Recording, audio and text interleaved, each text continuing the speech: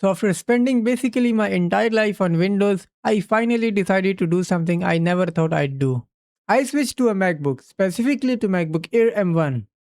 So if you are a Windows user thinking about buying your first MacBook, here are the things you will realize almost immediately after making the switch.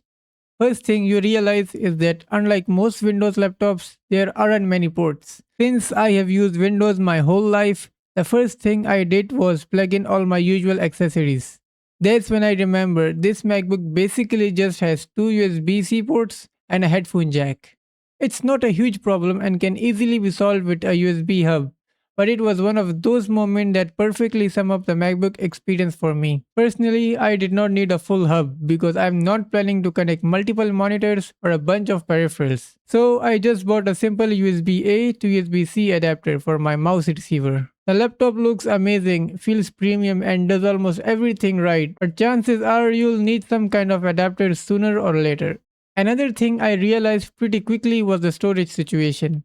On Windows, if you're running out of space, it's usually not a big deal. You can just go to a shop, buy a bigger NVMe SSD, open the laptop, swap it out, and you're done. With a MacBook, it does not work like that. The storage is basically fixed from the day you buy it. So if you bought a 256 GB version and later realize it's not enough, you can just throw a bigger SSD like you would do on most Windows laptops. That's why a lot of MacBook users end up carrying an external SSD for extra storage. And it's not only storage, same goes for RAM. Now it's not a deal breaker, but it was definitely one of those things I had to get used to after switching from Windows. Now let's talk about the battery. The battery on these things is absolutely wild. Seriously, I charge my MacBook once every 2 or 3 days. Meanwhile, my old Windows laptop needed charging 3 or 4 times in a single day if I was actually carrying it around and using it away from a wall socket. And that's when I realized something. My old laptop wasn't really serving me as a laptop. It was serving me as a desktop that happened to have a battery. Anytime I wanted to get away from my desk and actually use it on the couch, in a cafe, or while traveling, it became a terrible experience. The battery disappeared in a few hours. I had to carry around a massive charger brick everywhere.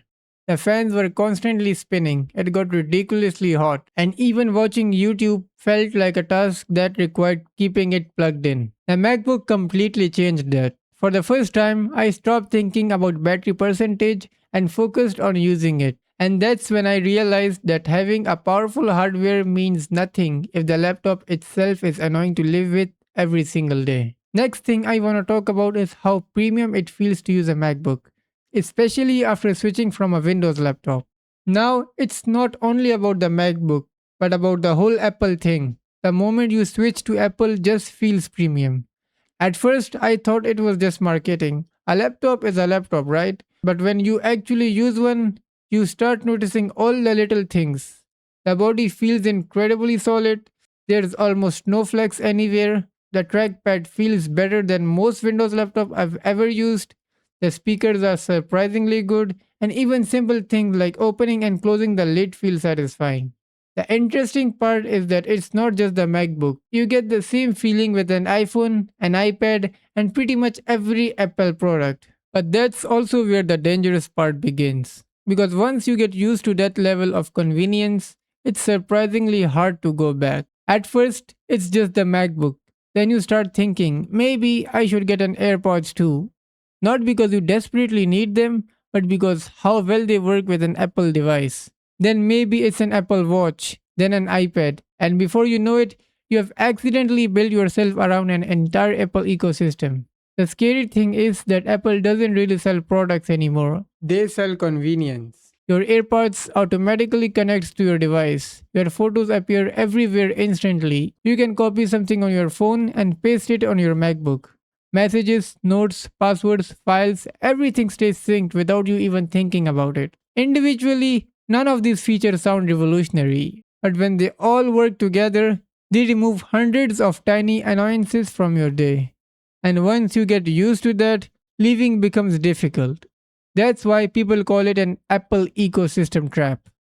Now, before concluding who should buy what, let me quickly talk about gaming because I know there's going to be that one guy in the comments asking, but can that run games? So, while it is an exceptionally beautiful, silent, and portable machine with a gorgeous screen that excels at the daily tasks, editing, and ecosystem integration, it is not a viable replacement for a gaming desktop. There are compatibility issues, lack of support for competitive titles due to kernel level anti cheat software, and limited raw power that often caps performance at 30 to 45 FPS for AAA titles. Think of gaming on MacBook as a bonus feature, not the main reason to buy it.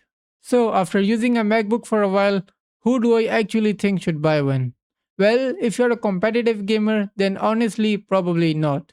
A MacBook is a lot of things, but it's definitely not a replacement for a gaming PC. But if you're someone who mainly plays story games, then maybe. But before buying one, make sure the games you actually want to play are supported on Mac OS. But if you're a student, editor, content creator, programmer, or someone who just wants a laptop for productivity, then yes, buy a MacBook instead of a Windows laptop, unless your specific program only runs on Windows. Trust me, Mac is far superior than gaming laptops. At the end of the day, I still think the perfect setup is a good gaming PC for gaming and MacBook for productivity. Now, does that mean everyone should buy a MacBook? Probably no. There are definitely things that will annoy you, like the limited ports, fixed storage, and gaming support.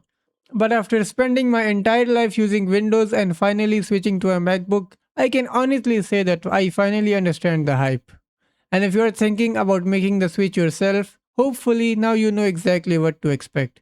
But if you're still wondering whether a MacBook is actually worth all the hype, then click the video on your screen and I'll show you why millions of people absolutely love these things. Bye.